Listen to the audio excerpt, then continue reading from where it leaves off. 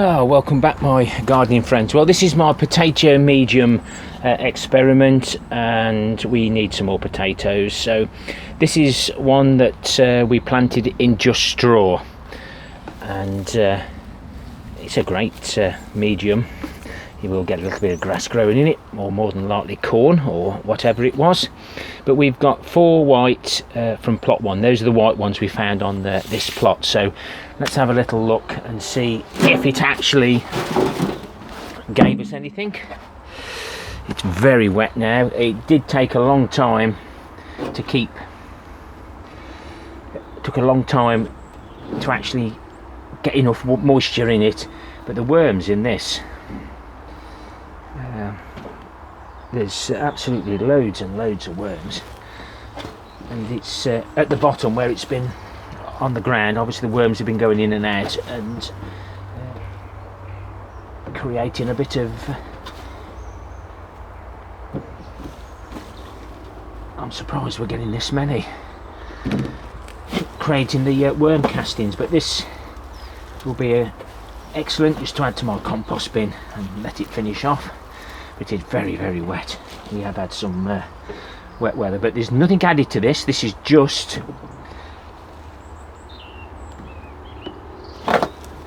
the straw.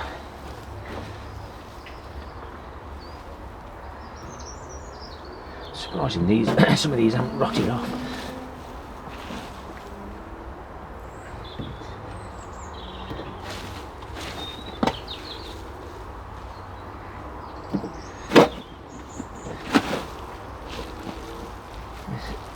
You probably hear it squelching and squelching, but the amount of baby worms here,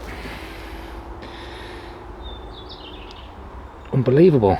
Can't believe that. I thought it might that'd be ideal to add into the bottom of my strawberry bread. It's holding the moisture really well. This is what you want. So there we have those few potatoes. Just give those a quick wash, and they don't look too bad. I've just found one that's got a bit of a hole in it and a bit crispy, but not bad. So if we take out the 4 potatoes that we started with, we had a nice little return there. Looks like I've just spotted another one with a hole in. But doesn't matter, we can cut all those out. There'll be something we can salvage off that. Right, the next one we're going to reveal is the homemade compost. So you've got fresh compost, log ashes, reject leaf moulds, found compost, 3-year-old wood chips, 1-year-old homemade compost, 3 potatoes, marfonia. So let's have a little look at this.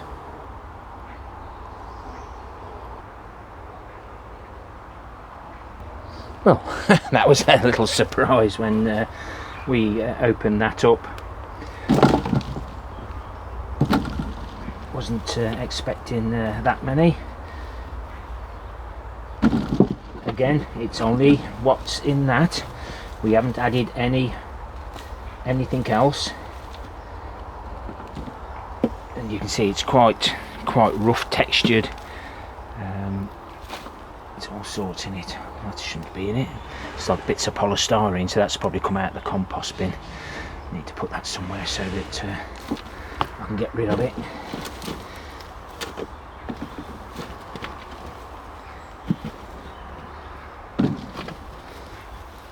So this was 3 seed potatoes, probably this sort of size.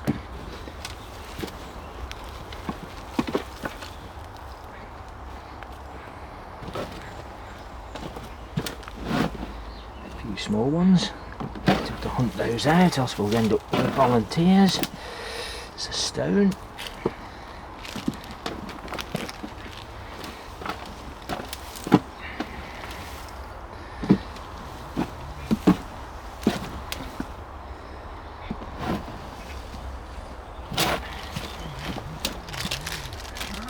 You always get rubbish in it, especially out the compost bin. So This material was the material that we made ourselves. The next container is going to be potatoes in fresh compost. I thought there was another one. Let me have a little look. Right, I know where I am now. So this is the compost that we would now put into the bin. My 1-year-old compost that we make myself with all different little goodies in. And this is what it looks like after the 12 months. So once that's gone in there, it sits in there till the following year. And then we have potatoes in homemade compost, which is 1 year old. So when I say 1 year old compost, it means my compost that I made 1 year ago. And sometimes it's quite a good difference in it.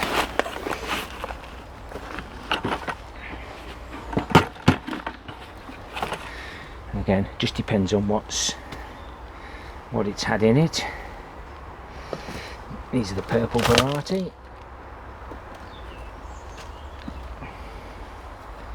Again, we've had some really wet, horrible weather.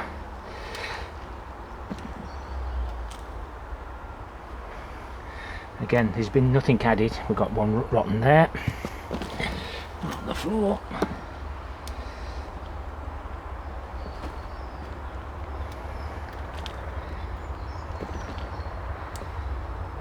There's going to be a few small ones in there. But again, we had how many potatoes?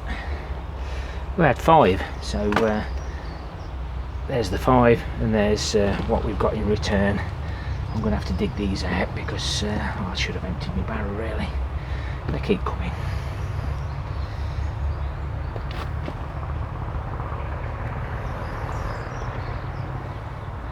It's well worth saving your compost and reusing it, but you don't have to keep adding materials that you have to buy, like bloodfish and bone,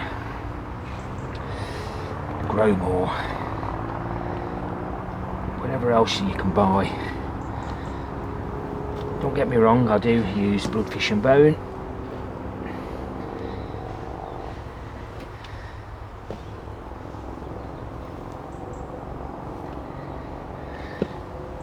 but the point of this experiment is to see what does well, like the straw, what does well, so that I can actually make a compost mix that will give me a good return. So there's 5, 6, 7, 8 potatoes to start off with, and we've got those. I'm going to have a little fertile through, give those a quick swill off, and then show you what we've got from those.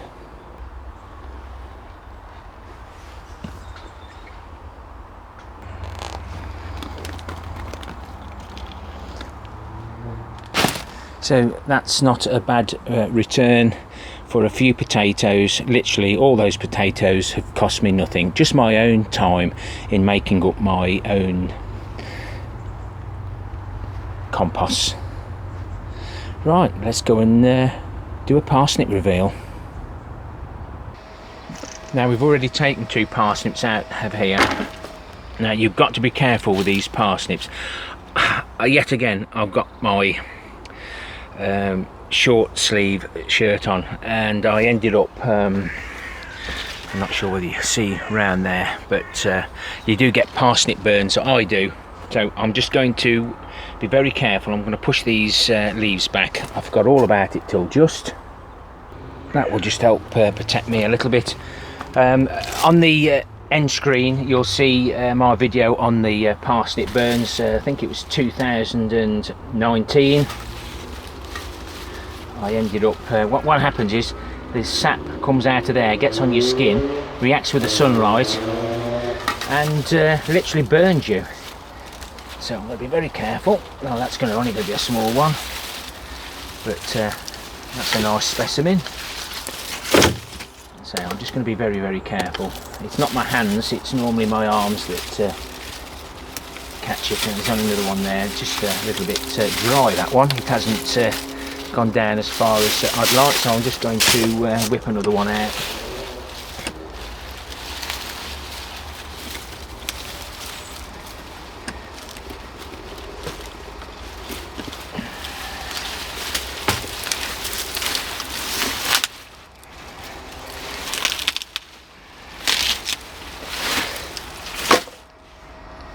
that's a better one. Oh well, a little bit of canker, won't hurt nobody. Like I say, the weather's not been brilliant, but that'll go nicely on the plate.